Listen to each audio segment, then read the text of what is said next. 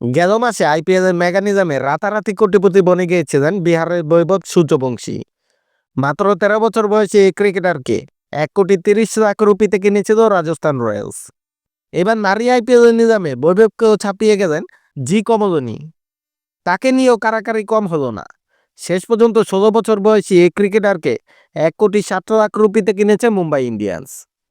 গতকাল বেঙ্গালুরুতে হয়েছে নারী আইপিএল নিলাম। সেখানে কমলনির ভিত্তিমূল্য ছিল ১০ লাখ রুপি।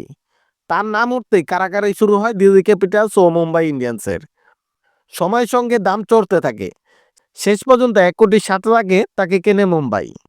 মাত্র ১৬ বছর বয়সে এই ক্রিকেটার ভারতের নারী ক্রিকেটে নজর কেড়েছে।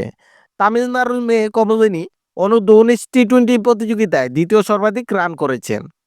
৮টি ম্যাচে ৩১১ রান করেছেন সে, মেরেছেন ১০টি ছক্কা। তামিলনাড়ুকে চ্যাম্পিয়ন করতে বড় ভূমিকা ছিল কমলিনীর। ভারতের সিনিয়র দলে এখনও সুযোগ না পেলেও অনূর্ধ্ব-১৯ দলে ধারাবাহিকভাবে ভালো খেলছে কমলিনী।